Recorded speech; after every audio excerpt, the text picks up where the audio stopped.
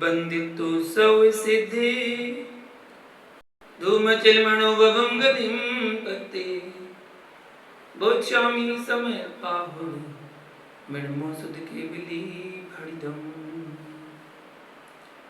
इडमो अरियंताड़म इडमो सिद्धाड़म इडमो वायरियाड़म इडमो वज्रायाड़म इडमो लोए सौवे साहुड़म। जब निरंतर सिद्ध भगवान ने की आचार्य भगवान कुंद कुंद स्वामी की आचार्य गुरु विराग सगर जी महामुनि राज की चरण सुमण आचार्य श्री विशुद्ध सगर जी महामुनि राज की अहिंसा में विश्व धर्म की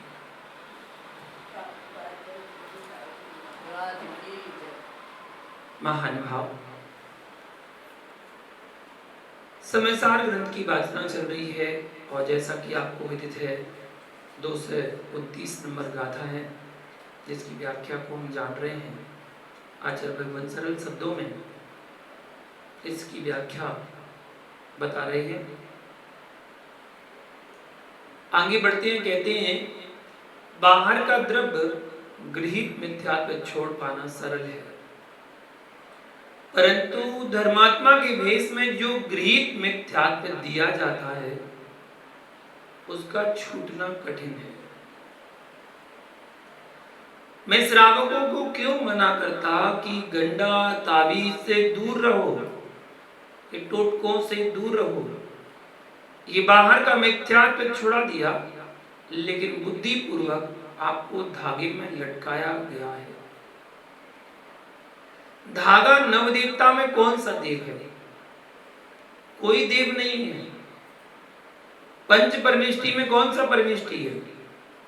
24 तीर्थंकर भगवान में कौन से भगवंत है? जो ये रक्षा करने आएगा कौन सा देव है? उसको भी तुम बोलते हो तो नमोकार मंत्र ही पढ़ते हो, कोई मंत्र ही पढ़ते हो, तो भैया क्यों ना हो हम उस मूल मंत्र की ही आराधना करें। काले पीले धागे में आत्मा को क्यों वंचित करें? इस बात को लेकर के कोई यूं कहे मुझे धर्मात्मा ने दिया है, मिथ्या दृष्टि के द्वारा दिए गए मिथ्यात्व छोड़ने में देर नहीं लगेगी। उसका भेष ही मिथ्या है, परंतु धर्मात्मा के वेश में किसी ने मिथ्यात्व प्रदान कर दिया, उसे छोड़ने में देर लगेगी। क्रिया कांड की विपरीतता छोड़ने में देर नहीं लगेगी। वह विपरीतता इतनी घातक नहीं है जितनी ज्ञान कांड की विपरीतता घातक है। हिंसा कर्म से सब परेशान, हिंसा कर्म से सब परेशान हो जाते हैं। कोई स्वीकार करना नहीं चाहता, परंतु अहिंसक रूप में कोई विपरीत मार्ग चला बैठे, उसे तोड़ने में बड़ा कठिन महसूस होता है। निहारिए अभिप्राय क्या चल रहा है। वस्त्र छूट जाना सरल है, वासना का छूट जाना वो भी सरल है, उसकी भी एक उम्र रहती है। वासना की भी एक उम्र रहती है, लेकिन पंथ के राग के वस्त्र उतारना बहुत कठिन है। ऐसे लोग हैं जिन्हें समझ में आ रहा है कि मैं कहां उलझ गया पंथ के राग में, तब भी वे छोड़ नहीं पा रहे। हमारे आचार्य गए, आचार्य सिंह कहते हैं कि संघ के जब ब्रह्मचारी एक जगह पर गए तो वो बता रहे थे आचार्य सिंह ठीक कह रहे, मैं तो उलझ गया हूं पंथ के राग में। अपने मुख से कह रहे थे कि मैं तो पंथ के राग में उलझ गया 13-20 में। जब तुम्हें मालूम है तुम 13-20 में उलझ गए हो तो छोड़ क्यों नहीं देते हो? भीड़ काम में नहीं आएगी, निज की परिणति काम में आएगी। भीड़ की राग में लोग सत्य को स्वीकार नहीं कर पाते, और अंदर में टीस है, उन्हें लग रहा है मैं बदल जाऊंगा तो लोग क्या कहेंगे, पहले मेरे साथ थे अब दूसरों के साथ चले गए। यहां पर को अपना मानना ही तो मिथ्या थे। आचार्य भगवान कहते हैं आत्मा स्वभावम परभाव भिन्नम, आत्मा का स्वभाव तो परभावों से भिन्न है। भीतर के सत्य की सत्ता को समझ पाना दुर्लभ है। इन चार प्रत्ययों से कैसे रक्षा हो, इसलिए भैया तटस्थ होकर विवेक पूर्वक श्रुत को समझना। यदि मैं भी आगम के विपरीत कहूं तो उसको भी मत स्वीकारना।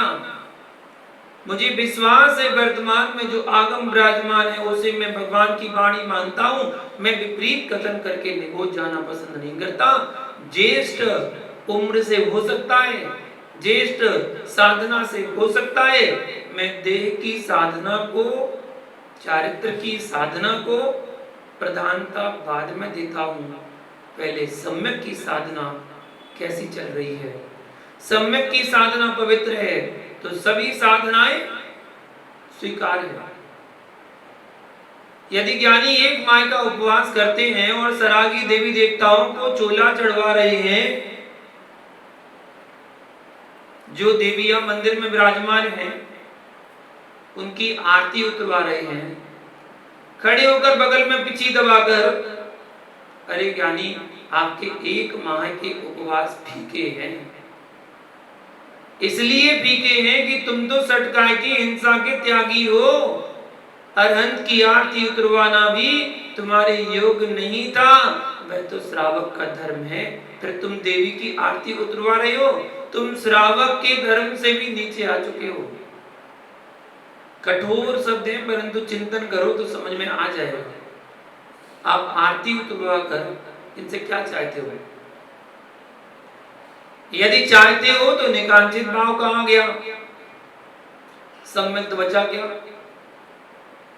आठों अंग होना चाहिए तो निकांचित भाव कहां पर गया? तुझे देते हैं तो तेरा स्वयं का कर्म कहां गया?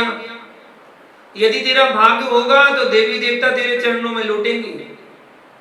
तीर्थंकर बालक के चरणों में 100 धर्मेंद्र छायक सम्मेदट्टी कैसी आराधना करता है।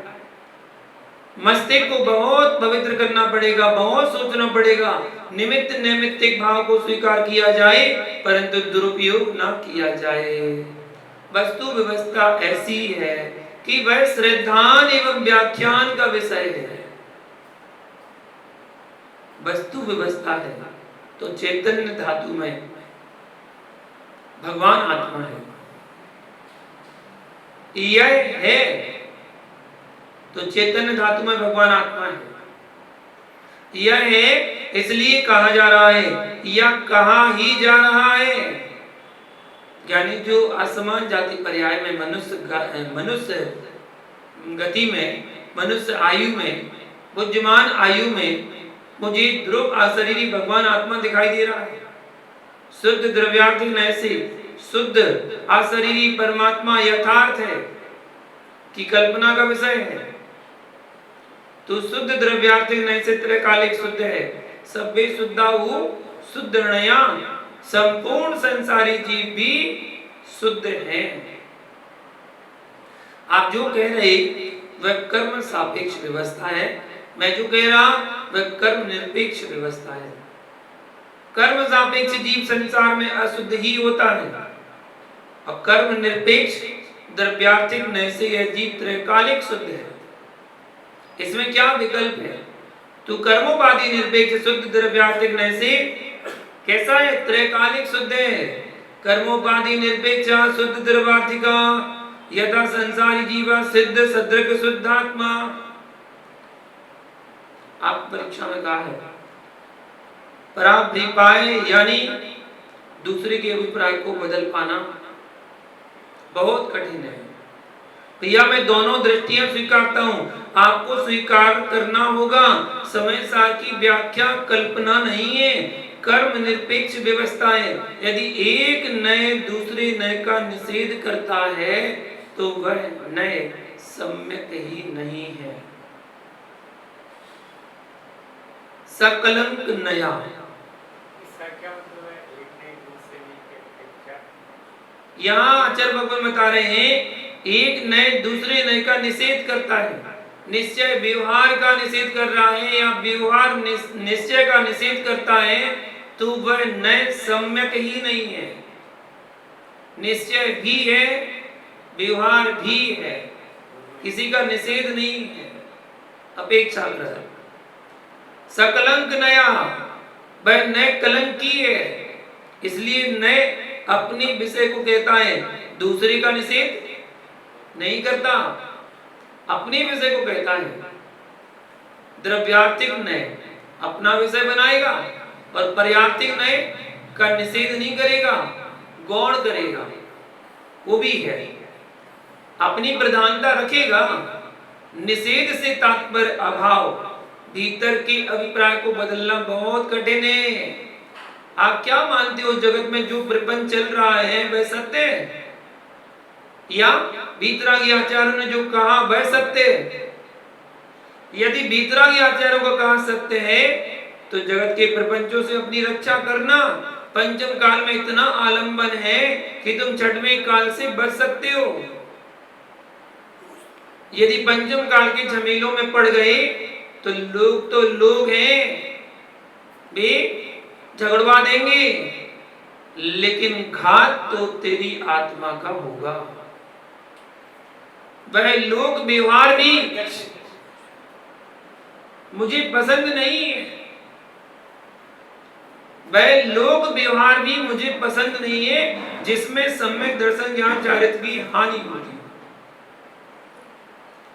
आपकी विषमता में आकर मैं समझौता नहीं कर पाऊंगा।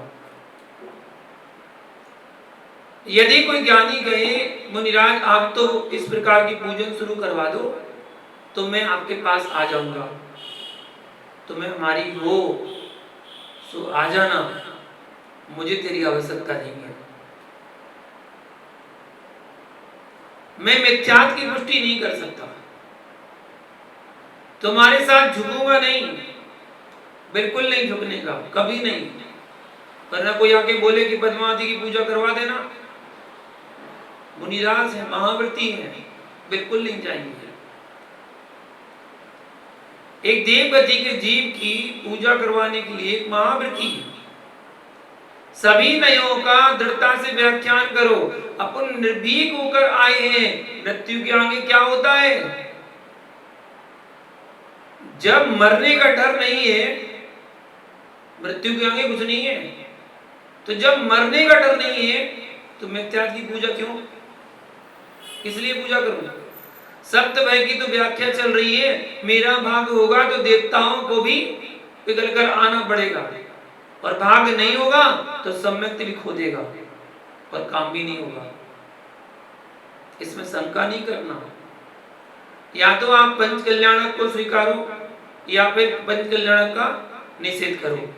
यदि तीर्थंकर के पंच कल्याणक स्वीकारते हो और उनके चरणों में 100 देवों की वंदना करवाते हो तो फिर आपको देवों की उपासना छोड़नी पड़ेगी। यदि तीर्थंकर जैसी आत्मा पर विश्वास है, वह आत्मा किसी को भी नहीं पुकारती, यहाँ तक कि तीर्थंकर गृहस्थ अवस्था में कोई दूसरे तीर्थंकर को भी नमस्कार नहीं करते। तीर्थंकर प्रकृति का बंधक, किसी मुनि को नमस्कार नहीं करते, किसी तीर्थंकर को नमस्कार भी नहीं करते। जब तीर्थंकर को नमस्कार नहीं कर रहा है और तो और नमोकार मंत्र भी नहीं बोलते, तीर्थंकर को नमस्कार नहीं करते हैं, तो फिर आचार्य उपाध्याय साधु को नमस्कार कैसे करेंगे? मुनि सुब्रत नाथ तीर्थंकर के बारे में वर्णन आता है कि सामने से मुनिराज जा रहे थे, उन्होंने श्रावक से तो कह दिया कि ये मुनिराज है।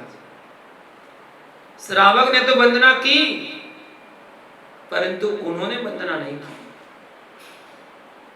इसलिए ध्यान दो, उनके कल्याणक मनाने देव ही नहीं आते, मनुष्य भी होते हैं, त्रियंच भी होते हैं, और भाव वंदना नारकी भी करता है।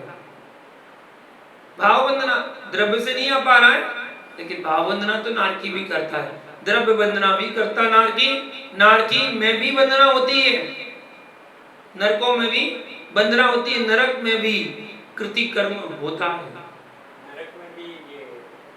जो नारकी जीव है वो तो वहां करेगा, आएगा नहीं, लेकिन वहां तो करेगा। ज्ञानी दृढ़ श्रद्धा रखो, भाव बदनामी कर रहा है वो और द्रव्य बदनामी कर रहा है।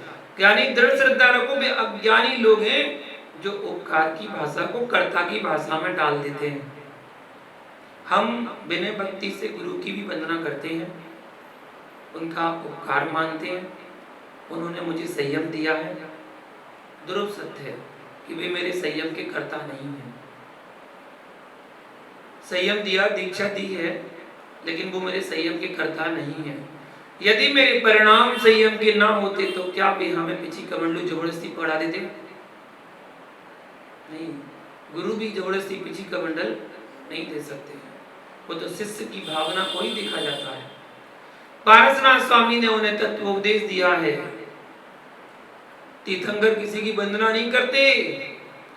यदि लाख सिर का देवता सामने खड़ा हो जाए, वह कहे मुझे नमस्कार करो नहीं तो मैं तुम्हें भस्म कर दूंगा, तो तू क्या कहेगा?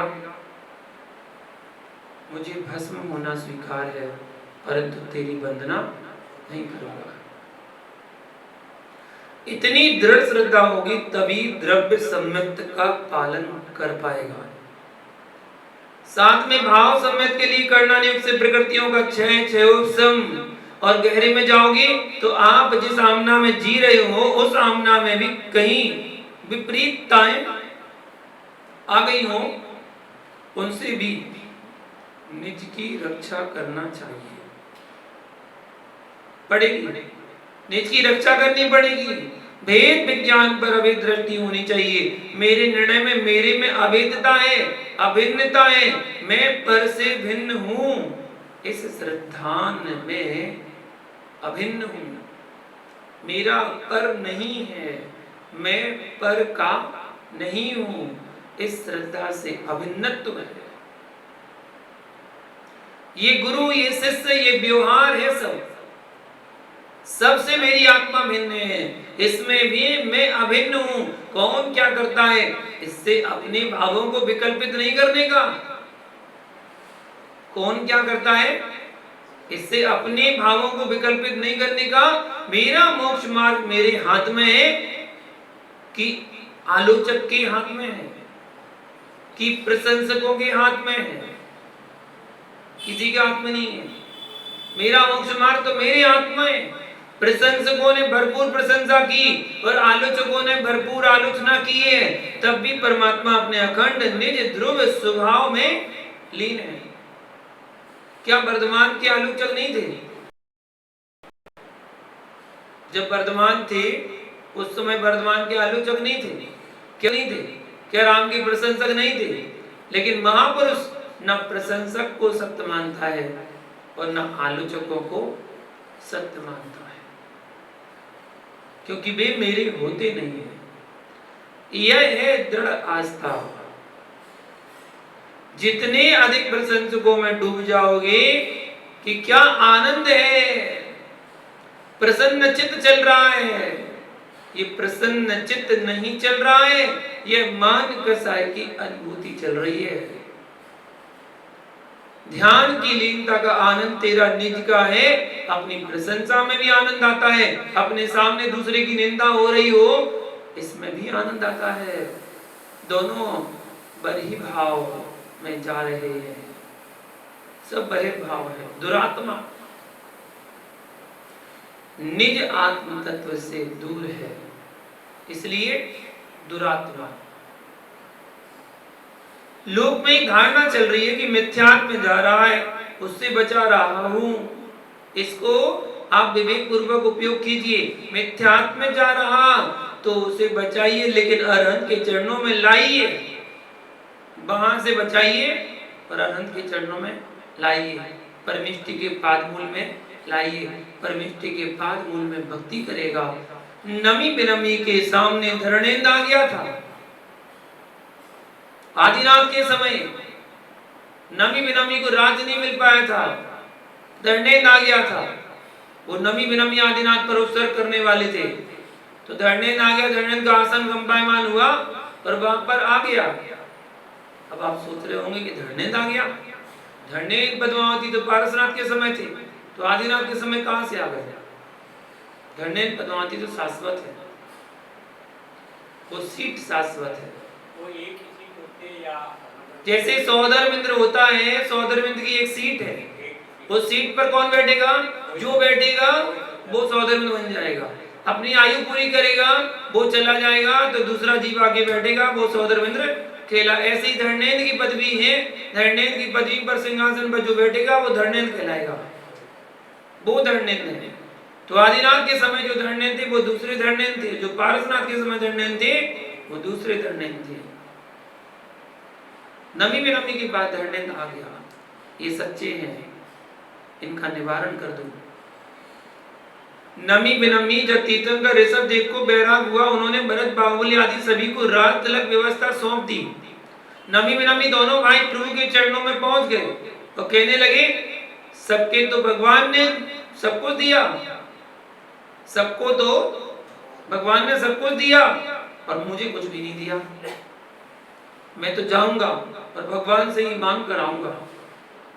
लोगों ने कहा कि वे तो निर्ग्रंथ मुनि बन चुके हैं, उनसे क्या मांगेगा? वे थोड़ी ही तेरे लिए कुछ देंगे, वो तो निर्ग्रंथ मुनि बन गए, तुम कौन होते हो? मैं तो भगवान से मांगूंगा।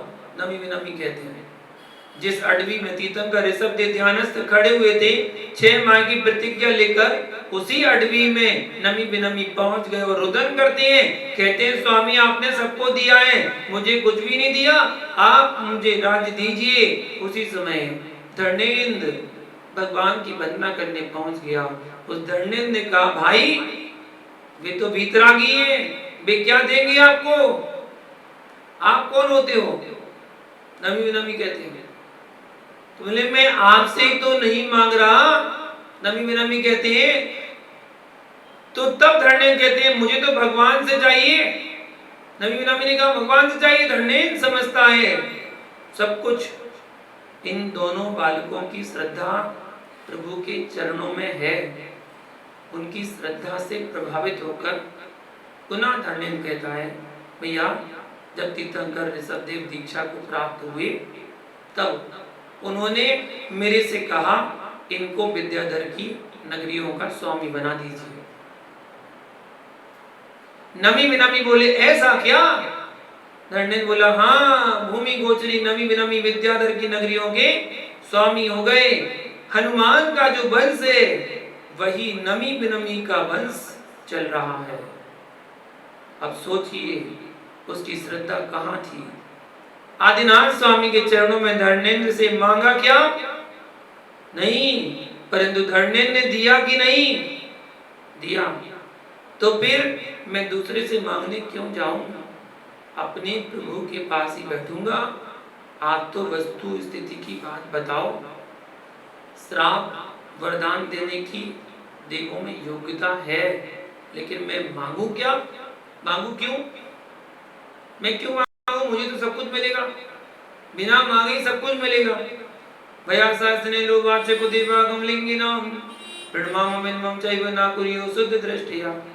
रत्नगंड श्रावकाचार्य में कहते हैं कि भय से, आशा से, स्नेह से, लोभ से शुद्ध सम्मदृष्टि जीव ना विनय करता है ना प्रणाम करता है।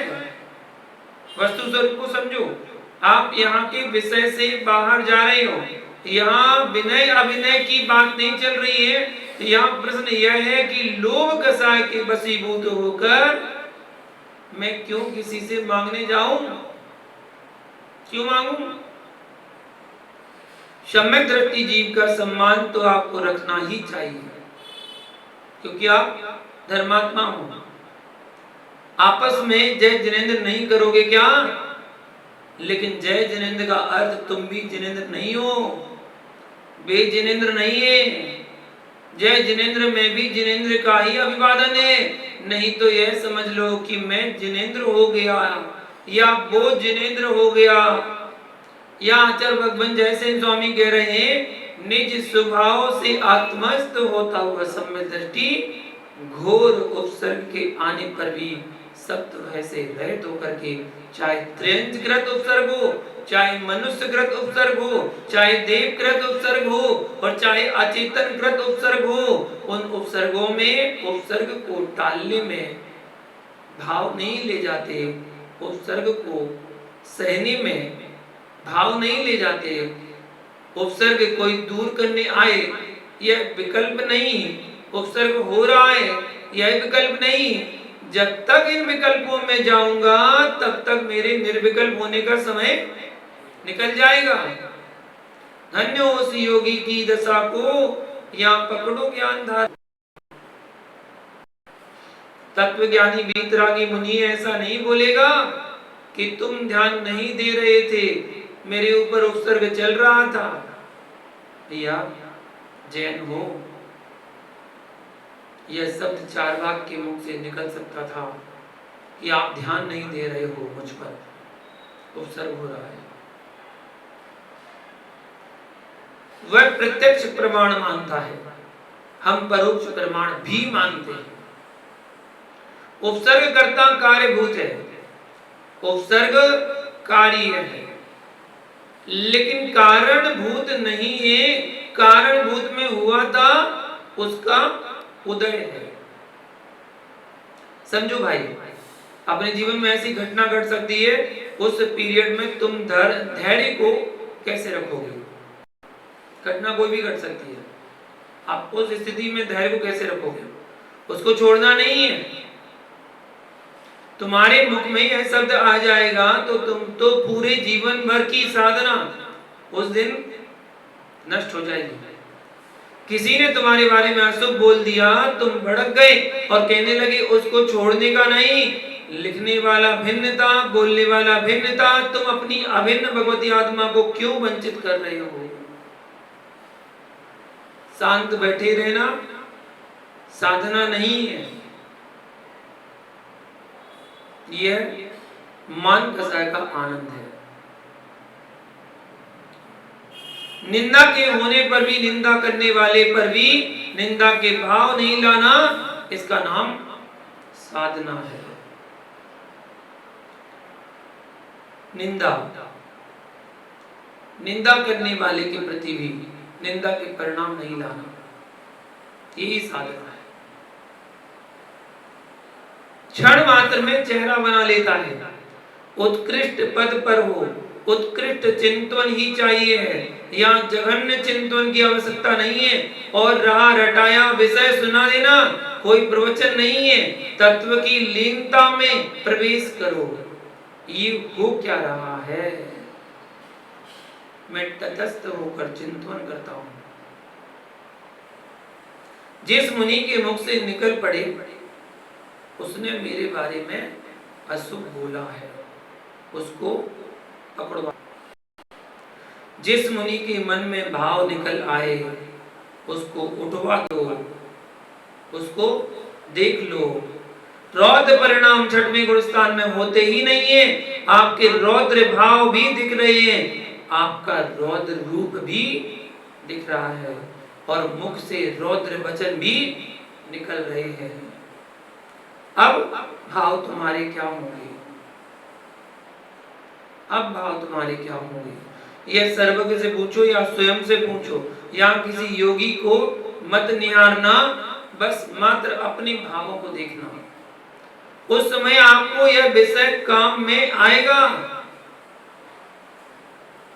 देव देवता भी वही सहायता करेंगे, वहीं पर सहायता करेंगे जहां साधक की साधना दिखाई देगी। सब में दट्टी देवी देवता भी, साधक भी साधना से ही आकर्षित होते हैं, विराधना से आकर्षित नहीं होते।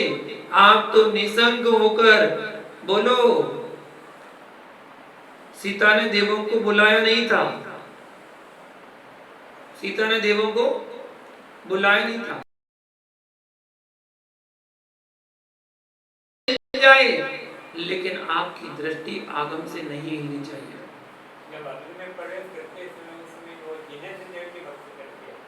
जिनेंद्र भगवान की भक्त, पंच नमस्कार मंत्र का ध्यान,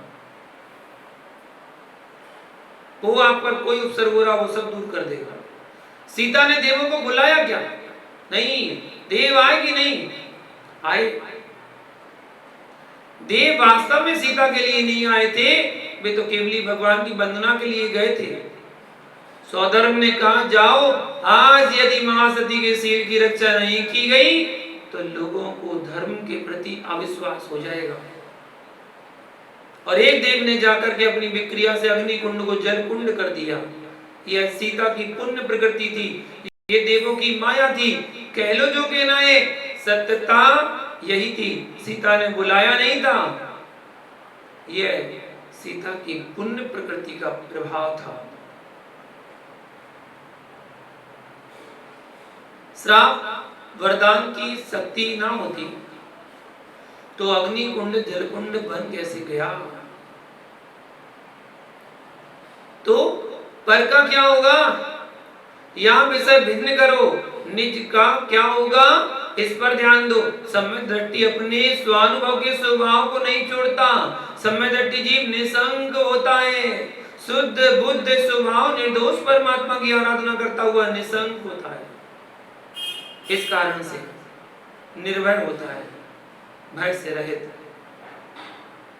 और जो निसंग हो गए, कुछ हो ना जाए, उसको शंका चल रही है। मैं नमोकार पढ़ूंगा तो पता नहीं ठीक हो पाऊंगा कि नहीं हो पाऊंगा। नमोकार पढ़ूंगा तो मेरा काम बनेगा कि नहीं बनेगा। 84 लाख महामंत्रों का महामंत्र ऐसे मंत्र पर तुझे शंका आ रही है, उसमें भी शंका कर रहा है। तो आचार्य भगवान कहते हैं ऐसो पंचणमो यारो सब पावपणासनो मंगलाणम चा सवेसिम परमम होई मंगल।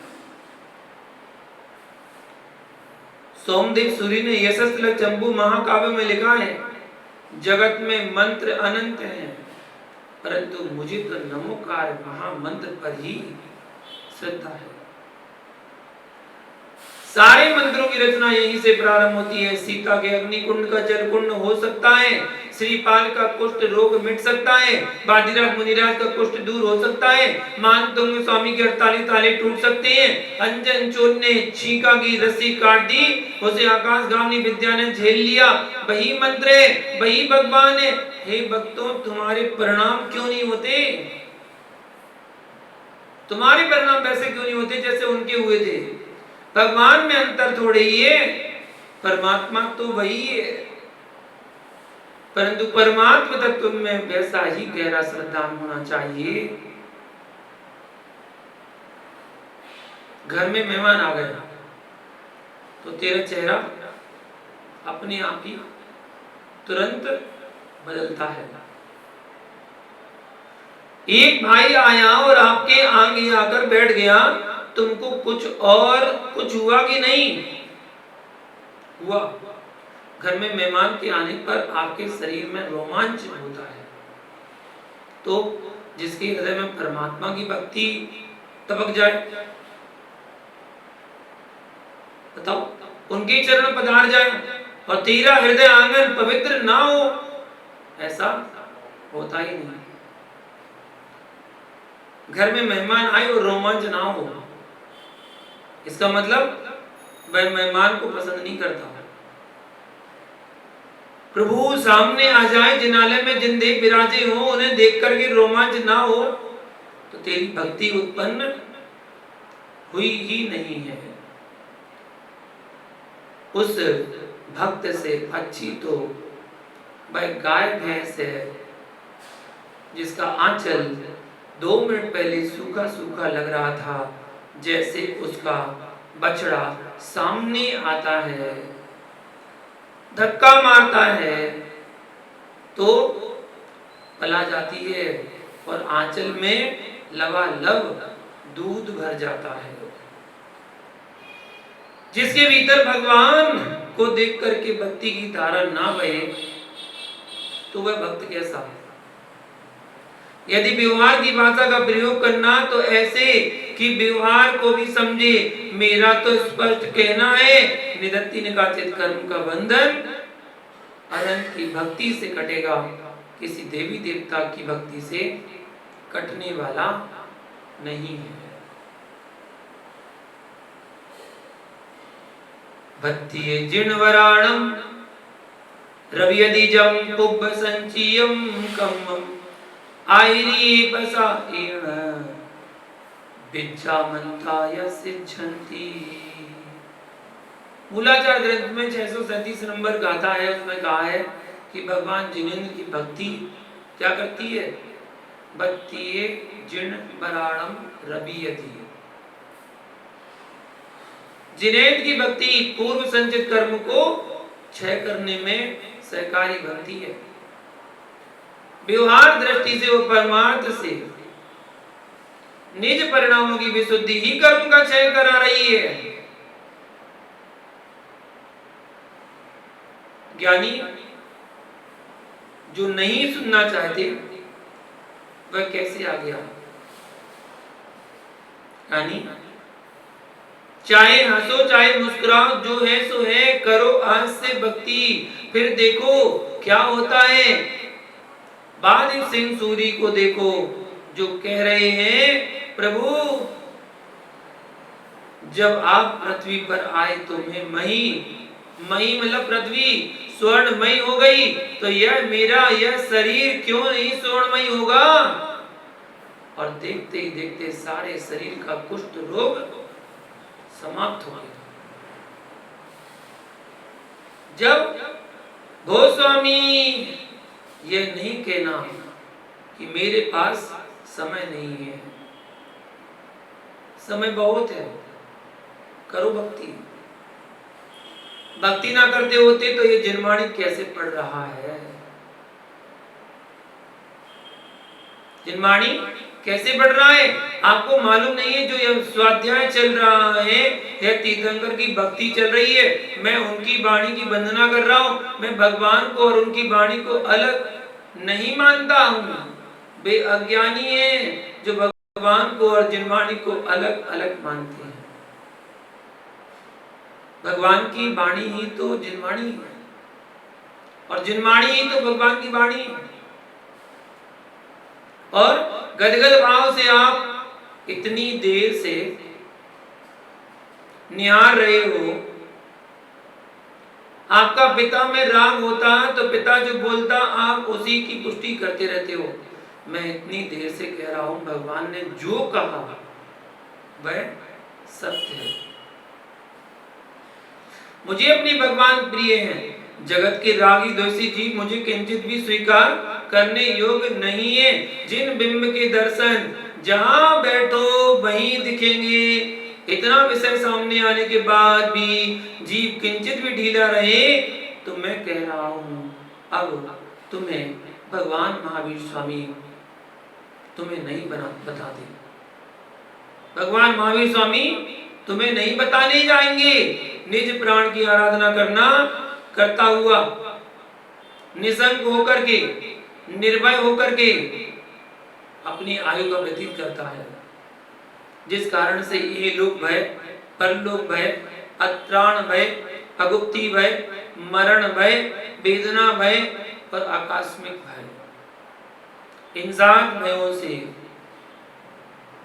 सम्य दृष्टि दूर रहता है। सम्य दृष्टि भी डरते तो दिखते हैं, हाँ दिखते हैं। भय संज्ञा 8वें गुण स्थान तक चलती है। जैसा मिथ्या दृष्टि जीव भय से भयभीत होकर के आत्मा का विनाश मान बैठता है, वैसा सम्य दृष्टि जीव भय से भयभीत होने पर भी अपने आत्म स्वरूप का नाश नहीं मानता। इस कारण से घोर उपसर्ग होने पर भी निसंकित होकर के स्वरूप से निष्कंप होता हुआ शुद्धात्मा की भावना करके वीतराग से तृप्त होता हुआ परमार्थ स्वरूप से अपने निज स्वभाव से च्युत नहीं होता है। जैसे जैसे पांडव योगेश्वर ध्यान में खड़े हुए और उपसर्ग करने वाले ने गरम गरम आभूषण पहना दिया पूरे शरीर में, गरम गरम आभूषण पहना दिए, तब भी निज स्वभाव में लवलीन रहे। उन योगियों को निहारो जिनके शरीर पर गरम गरम लाल तप्त लोहे के आभूषण धारण कराए गए। भैया अपने पास कौन सा कष्ट है? जो भी है ये तो सौ सापेक्ष चल रहा है, इसमें हम विकल्प ले लेते हैं। ये वह तो व्यवहार से देखा जाए तो पर सापेक्ष चल रहा था, तब भी मन में विकल्प नहीं आए।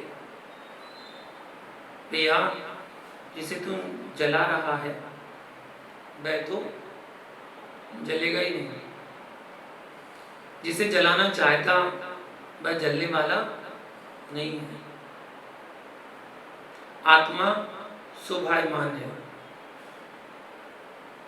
आज के लोग संगनन कह करके, कली काल कह करके अपनी वंदना कर लेते हैं। अरे संगनन नहीं है तो श्रद्धा का संतुलन तो बनाइए। अशुभ कहना छोड़ो, बहुत अच्छी बात है, मित्र बनाना छोड़ दो। जब भी तुम विचलित होगे तो मित्रों के द्वारा होगे। शत्रु ने उपसर्ग कर दिया और तेरा कोई मित्र नहीं होगा तो तुम यह नहीं कह पाएगा कि उसको देख लो। यदि कोई मित्र होगा तो तुरंत कह देगा, तुरंत कह देगा ये हमारे साथ ऐसा कर रहे हैं, आप इनको देख लो। सर्वार्थ सिद्धि में कहा है, परेशान दुखानुत्पत्ति विलासो मैत्री। पर में दुख की निवृत्ति हो वह मैत्री भाव है। जब भी तुम्हें संयम से कोई मिलेगा, कोई नजदीक का मित्र या फिर आपका भक्त होगा तो आपको संयम से आपको गिराएगा। यदि आज तुम्हें बात समझ में नहीं आए तो जिस दिन गिरना उस दिन स्वीकार करना, मैं किसी को आपने कक्ष में अलग से नहीं बुलाता, वे दूरी से अपना काम कर रहे हैं, भक्ति कर रहे हैं, कर्म की निर्जरा हो रही है। मैं नजदीक बुलाऊंगा तो वह कहेगा मुनिराज का भक्त हो गया हूं, मुनिराज का हो गया, तो दूसरे के प्रति भाव दूसरे हो जाएंगे। जो भक्ति का आनंद वह दूर से ले रहा था उसके आनंद में कमी आ जाएगी। मैंने बहुत नजदीक से श्रावकों और श्रमणों को देखा है। यदि तुम लोग भी सुरक्षित रहना चाहते हो तो इन श्रावकों को कभी डांटना नहीं, श्रावकों के लिए अशुभ शब्द का प्रयोग नहीं करना। किसी श्रावक से यदि तुम नजदीकी बनाकर चलोगे तो मात्र तुम्हारे 2-3 भक्त ही बचेंगे, बाकी पूरी समाज तुमसे दूर हो जाएगी। तुम 2-3 श्रावक को नहीं स्वीकारोगे तो पूरी समाज तुम्हें खड़ी मिलेगी। वे मुनिराज फैल हो जाते हैं, जिन्होंने 2-4 भक्त बना लिए पूरी समाज दूर। इन सब की मुस्कुराहट ही कह रही है कि बात सही है। जैसे पांडवों पर उत्सर्ग हुआ, वे मुनिराज हस्तिनापुर नरेश थे। यदि आज का युग होता तो फोन करवा देते तो हजारों राजा महाराजा आ जाते, लेकिन वे मुनिराज थे। आज की बात मत करना, जरा सी जरूरत पड़ जाए तो बस मंगा लेंगे भक्तों की भीड़ झगड़ा करवाने के लिए। वे तो राजा थे। आज तो एक छोटा सा जीव मुनिराज बना हो, उसके पीछे लोग लग जाते हैं। मैं ऐसा नहीं मानता कि पांडव मुनिराज के कोई भक्त ना रहे हों। वे एकत्व विभक्त चैतन्य पिंड ज्ञान धन अद्वैत भक्ति में लीन थे। वहां पर द्वैत भक्ति का भाव ही नहीं था। बीतरागी समय दृष्टि निसंग गुण से नवतर बंध का निवारण करते हैं। उनके बंध नहीं होता किंतु संबर पूर्वक निर्जरा भी होती है। ऐसा कहते हैं। मिथ्या तवरति कसाय योग लक्षण जो संसार वृक्ष के मूल हैं। हे योगीश्वर, अब तुम खड़ग की बात मत करना। हाथ में आने वाली खड़ग तुम छोड़ सकते हो, छोड़ चुके हो। स्वसंवेदन में श्रुत ज्ञान खड़ग से उसको छेद देते। सम्यक दृष्टि निशंक होकर मानता है। शुद्धात्म भावना के विषय में जो शंका कृत बंद होने वाला था, उसमें बंद होने के लिए नहीं होता है, परंतु पूर्व में बंधे कर्मों की निश्चय से निर्जना ही होती है। इस प्रकार से जानना चाहिए। अब निसंकेत अंग का व्याख्यान करके कांचित अंग व्याख्यान करेंगे। 230 नंबर गाथा में समय सार में 8 अंग की प्रूपणा अध्यात्म दृष्टि से चल रही है। कौन करता उपकार, कौन करता अपकार, यह सब स्थूल बातें थी। ऐसा भाव लाना ही सम्यक तुम्हें दोष है। मेरा कोई उपकारी हो जाए, मुझे कोई फल की प्राप्ति हो जाए, ऐसा भाव ही सम्यक में दूषण है। निसंक हो करके निकांचित होता है। हम आप लोगों की विषमता को देख करके, आपकी मानसिकता को देख करके, कोई ज्ञानी आया मुनिराज के पास, बोला मुनिराज बहुत सिर दर्द हो रहा है, जल्दी बताओ क्या करूं। आप जो विधान बताओगे मैं वह कर दूंगा। मुनिराज ने कहा भैया ठीक है, तू पीड़ित है, भगवान की भक्ति कर लो। तू पीड़ित है, भगवान की भक्ति कर लो, असादा सादा में बदल जाएगा। बहुत अच्छी बात है, यहाँ तक तो अच्छी बात थी, परंतु मुनिराज ने कहा सुन ज्ञानी, तुझे मेरे पास आना ही नहीं चाहिए था। संकट के समय भगवान का नाम तो लेना चाहिए, लेकिन संकट के समय भगवान से संकट दूर करने की भावना नहीं रखना चाहिए। संकट के काल में भगवान का नाम नहीं लेगा तो क्या करेगा? बाप रे, बाप रे, हाय रे, हाय रे, ऐसी अशुभ भाषा बोलने के स्थान पर भगवान जयवंत हो। ये तो भाव अच्छे हैं। अशुभ के समय में शुभ परिणाम रखना, ये तो सम्यदृष्टि जीव का धर्म है, परंतु अशुभ के काल में भगवान से आकांक्षा रखना, यह सम्यक में दोष है। सम्यक का अभाव नहीं है, दोष है, परंतु सम्यक के अभाव के पूरे अवसर भी हैं। इसलिए भैया ज्यादा चक्कर में नहीं पड़ने का, गुरु की सेवा करो, प्रभु की सेवा करो। कदाचित मुनिराज तेरी इच्छा की पूर्ति नहीं कर पाए तो तुम क्या कहेगा? अब मेरे ये मुनिराज नहीं, भक्त नहीं था, तू स्वार्थी था। तू भक्त होता और मुनिराज यह बोल देते तुम जाओ, अब जरूरत नहीं है, तो तू कहेगा मुनिराज ऐसी तपन में आप विहार करोगे, मैं कैसे छोड़ सकता हूँ, भैया व्रती करूंगा मैं तो। यह है भक्त की परिभाषा। अरे ज्ञानी, आत्म स्वरूप में लक्ष्य रखो। गाड़ी का चुल्लक क्या करेगा? मार्जन करके सीट पर बैठ प्रतिक्रमण कर रहा है। इंद्रियां, बेंद्रियां और टायर के नीचे पंचेंद्रियां मरते जा रहे हैं। क्षमता नहीं है तो ब्रह्मचारी बनकर उत्कृष्ट भाव रखो। तेरी समाधि उत्कृष्ट होना है। समाधि मरण कर लेने का निकांचित अंग की व्याख्या आगे करेंगे। भगवान के चरणों में भक्त बनकर आना, भिखारी बनकर मत आना। अगली गाथा की व्याख्या कल देखेंगे, इसमें निकांचित गुण का स्वरूप बताया जाएगा। आज के लिए इतना ही। जय बोलो पार्श्वनाथ भगवान की।